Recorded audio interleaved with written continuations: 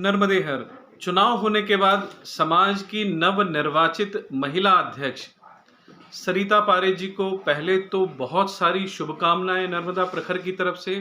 नर्मदा प्रखर समाज की तरफ से अब ये जानना चाहता है, समझना चाहता है आपकी कार्यशैली कैसी रहेगी, कैसे काम होंगे, समाज के विजन कैसे पूरे होंगे और आपने जो एक लक्ष्य बनाया था वो कैसे पूरा होगा।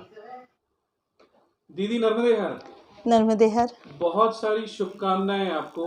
धन्यवाद। भोपाल महिला अध्यक्ष से लेकर अब अखिल भारतीय नार्मदी ब्राह्मण समाज महिला अध्यक्षा के रूप में कैसा लग रहा है आपको? बहुत अच्छा लग रहा है और अच्छा ही लगता है, कोई काम करने निकलते हैं तो अच्छा लगता है। पर मुझे ऐसा लगता है महासभा के जो अध्यक्ष पद का जो अभी मैंने जिम्मेदारी ली है वो गौरव की बात तो है ही, लेकिन जिम्मेदारी की बात ज़्यादा लग रही है, क्योंकि जैसे जैसे हम इकाइयों में गए, मिले, महिलाओं से मिले और जो महिलाओं ने मुझे अपना बातें बताई या मुझ पे भरोसा किया और मुझसे जो आशाएं की, मुझे ऐसा लग रहा है कि समाज को बहुत ज़्यादा जल्दी काम के लिए उद्यत करना है और बहुत सारे लोग काम करने के लिए तैयार हैं, तो उनके साथ में हमें बहुत अच्छे काम करना है। जिम्मेदारी ज़्यादा लग रही है। तो मतलब चुनावी प्रक्रिया जो है आपको बड़ी अच्छी लगी क्योंकि बहुत सारी इकाइयों में घूमने को मिला। बिल्कुल बिल्कुल, मुझे तो अच्छा लगा, क्योंकि चुनाव अगर नहीं होता, मनोनयन होता, तो डेफिनेटली हम किसी एक व्यक्ति को मनाते जो अध्यक्ष बने होते और हम उनको अपनी बातें बताते, लेकिन हमने हर इकाई में जाके अपनी बात बताई और मैंने तो वोटर से भी अलग से नहीं मिली। मैंने कहा आप इकाई के लोगों को बुलाओ और ताकि मैं आपको सबको अपनी बात बता सकूं और आपकी सबकी बात सुन सकूं।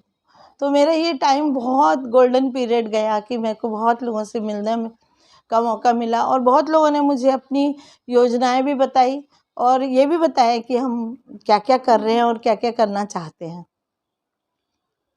तो एक चुनावी प्रक्रिया के दौरान जो आपके प्रवास थे उसमें आप बहुत सारी एक्टिव महिलाओं से मिली हैं, तो चुनाव हो गया, आप चयनित हो गई हैं, अब कार्यकारिणी का इंतजार पूरा समाज कर रहा है।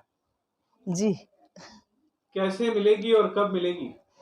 बहुत जल्दी मिलेगी, क्योंकि मेरे जो पैमाना है कार्यकारिणी का वो दो ही है। पहला तो ये है कि जो भी कार्यकारिणी में आए वो काम करने के लिए तैयार होना चाहिए। मतलब अगर काम करने के लिए तैयार हो तो ही आप आओ, आपके पास में टाइम हो जो आप लगा सके।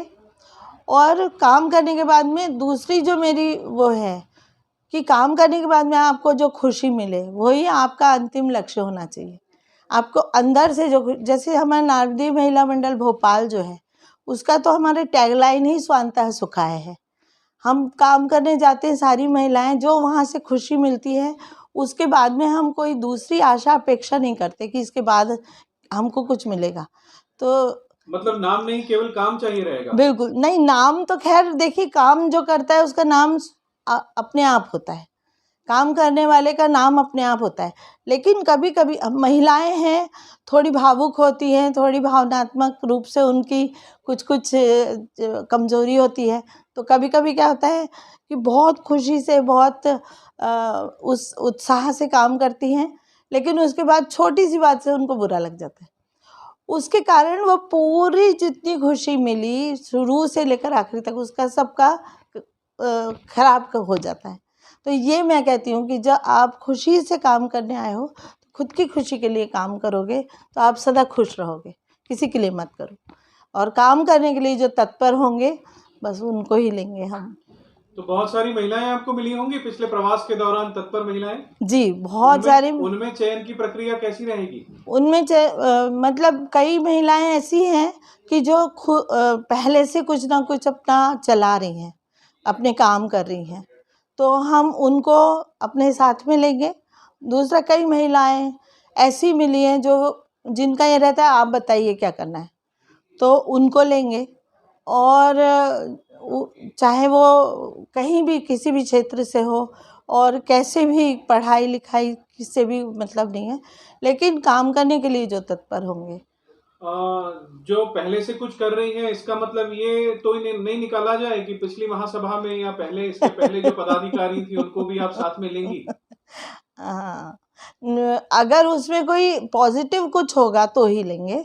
और वैसे तो मैं मेरी खुद की कार्यकारिणी के लिए बता दूं कि मैं किसी को भी पूरा 3 साल के लिए ऐसे घोषणा नहीं करूंगी, क्योंकि अगर मैंने कोई काम दिया है, या मैं अभी सिर्फ अपना नाम इसलिए ले रही हूँ क्योंकि अभी मैं ही हूँ, हमारी कार्यकारिणी मिलके ही तय करेगी। लेकिन अगर कोई काम दिया गया है और अगर आपने उसको एग्जीक्यूट नहीं किया, तो हम आपके साथ साथ में कोई दूसरे को भी रख सकते हैं और उसको भी बोल सकते हैं कि आप करो, क्योंकि मुझे किसी संबंधी से कोई मतलब है, ना कोई क्षेत्र से मतलब है, ना कोई पद से है। मुझे जिस चीज़ से मतलब होगा मेन काम से होगा। अगर काम किसी को मिला है और अगर वो समय पे नहीं हुआ तो वो तकलीफ की बात होगी। कार्यकारिणी का तो बड़ा अच्छा बताया प्रारूप कि आपके पास बहुत सारे नाम आए हुए हैं, आपने सोचा हुआ भी है। कार्यकारिणी बनने के बाद सबसे पहला काम कौन सा होगा दीदी जो लागू किया जाएगा? हमारी कार्यकारिणी बनेगी तो पहले अगर छोटी बनाएंगे तो उसी में हम सबसे पहला काम हर इकाई में स्व सहायता समूह को शुरू करने का मेरा विचार है। और उसके लिए हमारे पास में इकाइयों से मेरी बहनों का कंसर्न भी आ चुका है कि हम आपको, और वो कर भी रही हैं पहले से। तो इसके लिए मुझे इसकी मतलब ऐसा डर नहीं है कि ये फेल होगा, मुझे ये है कि ये बिल्कुल सक्सेस होगा हर इकाई में और इसका फ़ायदा मिलेगा। बहुत बढ़िया। महिला आत्मनिर्भरता के लिए सबसे बढ़िया प्रयास कहलाया जाएगा अगर स्व सहायता समूह समाज की महिलाओं में बना दिए जाए इकाईवार। बिल्कुल। इसके अलावा कोई ऐसी योजना जो भविष्य में लानी हो आपको महिलाओं को सुदृढ़ करने के लिए? हमारे पास में जो योजनाएं हैं वो 2 तरह से है। एक तो ये है कि जो सरकारी या गैर सरकारी जो भी योजनाएं होती हैं उनकी जानकारी हमें देना है, और दूसरा हमें उनकी उसके लिए जो ज़रूरी ट्रेनिंग्स होती है, मतलब यहाँ तक कि अगर बायोडाटा बनाने की भी हम ट्रेनिंग देंगे।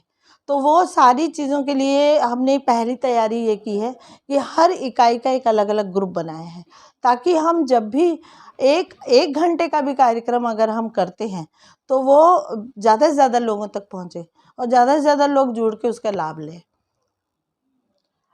और जैसे मैंने पहले इंटरव्यू में भी आपको बताया था कि हम लोग संस्कार सागर कार्यशाला जो चलाते हैं, तो उसके माध्यम से हम सारे इकाइयों में सभी बच्चों के लिए एक प्रकल्प के रूप में इसको हम स्थापित करेंगे, ताकि हर इकाई में हर इकाई के बच्चों को हम इससे जोड़ सकें।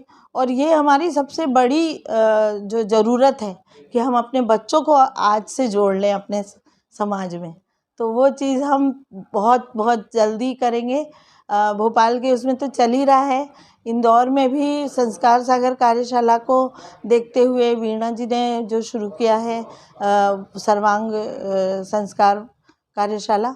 और इसके अलावा आपको मैं बताऊं, बहुत खुशी हो रही है मुझे कि मूंदी इकाई ने हमें बताया था कि आपका देखते हुए और आपकी प्रेरणा से हम यहाँ पर शुरू करेंगे, लेकिन वो लोग फिज़िकली कर रहे हैं।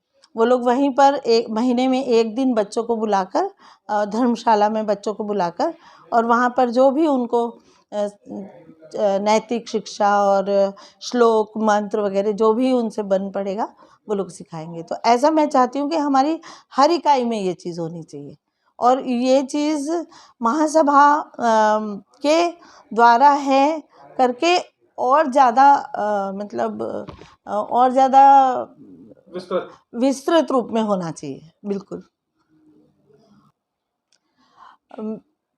मेरी जो इच्छा है वो ये है कि जो भी हम लोग काम उठा रहे हैं, क्योंकि मैं जो भी हमारा है वो एकमात्र उद्देश्य समाज है। तो समाज के लिए हम जो भी करना चाह रहे हैं या जो भी कदम उठाएंगे वो पहली बात तो जन जन तक पहुँचे, इसके लिए हमारे साथ में जितनी भी महिलाएं, एक्टिव महिलाएं जुड़ी हैं और जो लोग मतलब जो विस्तृत लोगों को पहचानती है, जानती पहचानती है, आजू बाजू के गांव से जिन लोगों को बहुत ज़्यादा कनेक्टिविटी है, वो कम से कम बहुत उद्यत होकर अपने ये जो भी जानकारियां हैं वो अपने गांव तक, एक एक महिला तक, एक एक पुरुष तक, सब तक पहुंचाए और सब मिलकर समाज के उत्थान के लिए जो भी बन पड़ेगा हम लोग साथ में करें। और जितनी महिलाएं हैं जिनको काम करने का बहुत ज़्यादा उमंग है, उत्साह है, उन लोगों का उत्साह और उमंग समाज के लिए काम आए, बस यही चाहते हैं। बहुत बढ़िया। जी। नर्मदे हर दीदी, आपको बहुत सारी शुभकामनाएं। एक अच्छी कार्यकारिणी की प्रतीक्षा में है समाज, और एक अच्छा विजन लेकर आप आई हैं। जरूर इसमें सफलता मिलेगी। नर्मदे हर। नर्मदे हर।